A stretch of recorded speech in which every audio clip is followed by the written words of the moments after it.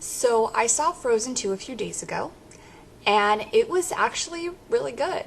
I'm going to try really hard not to do spoilers. Who am I kidding? There's going to be spoilers in this, because I'm sure anyone who's going to be watching reviews knows there's going to be spoilers in reviews. So, sorry, not sorry. So I would start at the beginning, but an hour and 40 minutes of me a few days later of watching it, my brain's a little jumbled, so my review and my theories and thoughts and whatever are going to be jumbled with the whole movie, so bear with me. I loved, what did I love? I love Olaf's recap. And this was probably like the middle of the movie. They get through the fog, and Olaf does a recap of Frozen, of the first movie, and it's hilarious because he's like that in itself should have been the trailer or some kind of like recap to this movie, because I was dying. That was great. And the fact that the lieutenant soldier dude, general soldier dude, that he was all into it and was like, oh, Anna, no. What? Okay. Like, over the whole thing, it was just, that was great. And then at the very, very end, and I mean the very, very end, as in not, like it, not in the movie, like after the credits, very, very end. This is why you stay, because you never know. Olaf does a recap of Frozen 2 to Marshmallow. And apparently Marshmallow's family. What? So that was cute. My favorite song was Not Into the Unknown, as everyone is like, oh my god, did you love this song? The song's like the best. No. It is the new Let It Go of this movie. But it was not my favorite. My favorite was Lost in the Woods. Why, you wonder, is because during the entire sequence, I was legitimately almost crying because I was laughing so hard.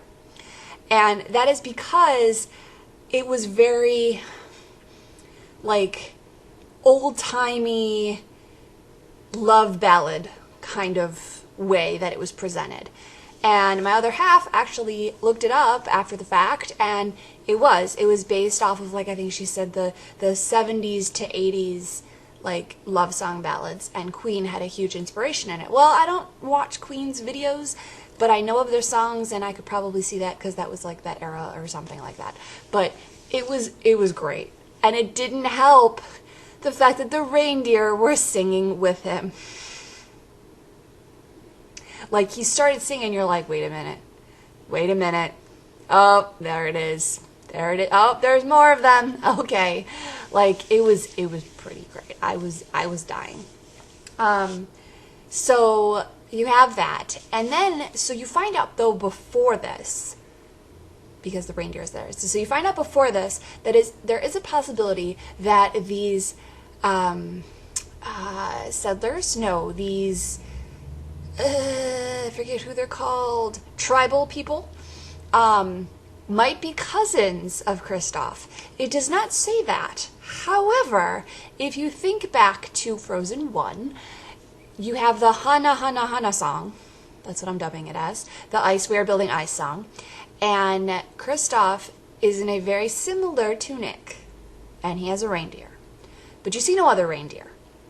Okay. In Frozen 2, they are wearing the tunics. They did the Hanya Hanya, whatever the song. Just want me to say that song. They did the song, and they have a crap ton of reindeer. And this one guy who you see talking to Kristoff, and is essentially like one of the main characters, sort of, he and Kristoff had this bonding moment in terms of like, oh yeah, I'm talking to my reindeer. And, I talk back because I almost know what the reindeer's talking about. We're all in the audience going, what? At least I was. I'm convinced they're cousins. So you have cousins, and then you find out that Anna and Elsa's mother was from this tribe. Okay. I'm trying to do the family tree thing, and that makes me think that Anna and Kristoff are cousins, but that's a very stretched theory because I guess, it's not incest. It's just, like, I don't know. whatever, different worlds of sorts. So, okay. So you have that. And let's see what else. The water has memory thing. The fact that, okay, let me step back for a minute before I get into this water as memory thing, which is actually quite interesting. And oh look, the theme of the movie. Olaf, okay, 6 years pass, and you don't know this right away. You kind of go along, and then they're like, oh yeah, it's been 6 years, and you're like, oh, okay, this didn't just happen like tomorrow. This was like 6 years later. Cool. Olaf is like this mature snowman all of a sudden, and like reading things and knowing things, and you know, a pool of useless information, and you're just kind of like, wait, what? So much for the comic relief. There was comic relief parts because apparently, what was the one? Turtles breathe through their butts or something like that. So you have the random tidbits of information. Fine, cool, awesome. But the fact that he's not 100% like, duh, is kind of, I guess, making this movie its own. Like, it's growing from 1. It is 2. And it could essentially be a standalone. The fact that the recap was in there, I want someone who's never seen 1 to see 2 and tell me if they understand. That's what I want somebody to do. Because I wonder if, like, that was a real thing. So since Into the Unknown was not my favorite song and Lost in the Woods was, I do have to say that the cover of Into the Woods, the cover of Into the Unknown by Panic at the Disco, Brendan Urie, because let's be real, that's like the same thing, is my favorite.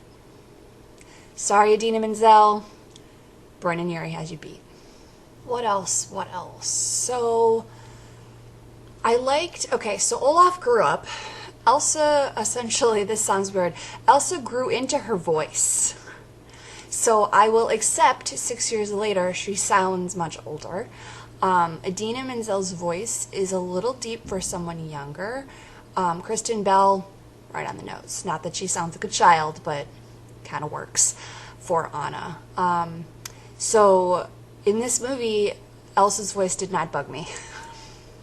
However, at the very, very end, when she sings, what is the name of that song? Nope, no idea what the song is. When she's in the cave and she's trying to find herself and find the voice and show yourself. Aha. See, I know things. When she's singing Show Yourself and she pulls down her hair, I'm sorry, it looks like she just aged like 10 years.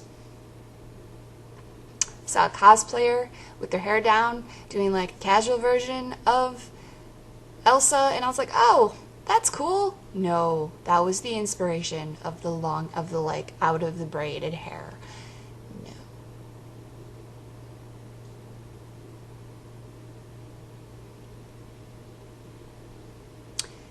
So yeah, anyway, Weezer doing a cover of Lost in the Woods was kind of interesting. Listening, we're going through the credits and we're watching, and I'm, reading all the names because why the hell not, and like the different groups and stuff, and I hear Lost in the Woods and I'm like, this isn't the same one from the movie, and then it rolls up to the artists on the credits and it says Weezer, and I'm like, okay, I hear that, they need to have a music video. They need to have a music video of the song Stat. At least Brendan Urie had I think he had the lyrical video, and then he did like his own video, which does have scenes from Frozen, which is acceptable. So I think Weezer needs to do that. Not a big Weezer fan, but I dig it. I totally dig it. So yeah, stuff to look forward to if you haven't seen it and you're looking through this review and you're like, what is happening? What else? I'm trying to think. Oh. So as the movie started, you have, the 4 elements: earth, fire, water, wind. Yes. And, okay, Elsa gets called at one point when she's talking through this. I determined that Elsa is the avatar who can control all of the elements. She's the missing piece. She's the fifth element. What? What? Whatever. I got a good chuckle out of the whole thing that Elsa's the Avatar. Maybe I'm not the only one who jumped on that boat. I don't know. But I thought that was kind of amusing to myself. I would see it again. Long story short, I would see it again. You know, miss the parts that I was laughing through.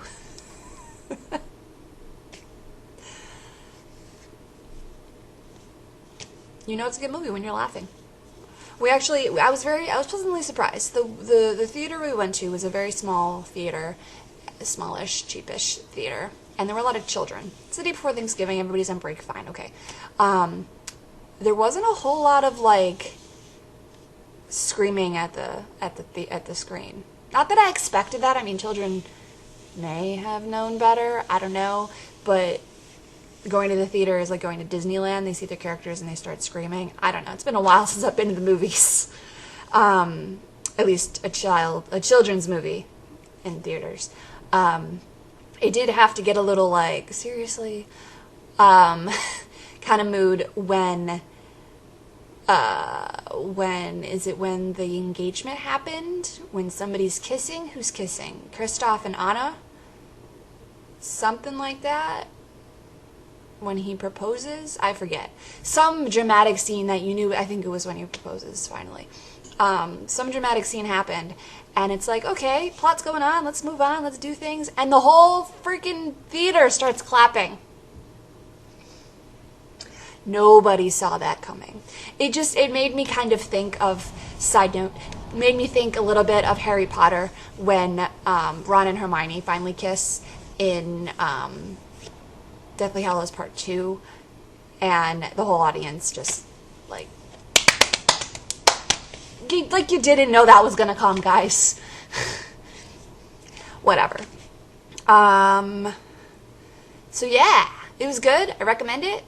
You should probably go see 1 before 2, but I want to see if anyone's seen 2 before 1, because they can grasp the concept of the recap that Olaf does. I guess it makes sense, because then you have, like, no, you don't even need 1. Like, I mean, okay, fine, you get little, like, hints of stuff, because Elsa shaking her head at herself when she was singing Let It Go, when she was going through the cave, on the island, singing Show Yourself. So I guess there's little bits and pieces, but the fact that this is kind of a standalone movie and it builds on the first, but not necessarily is the first and doesn't try to be the first and is its own, I don't know.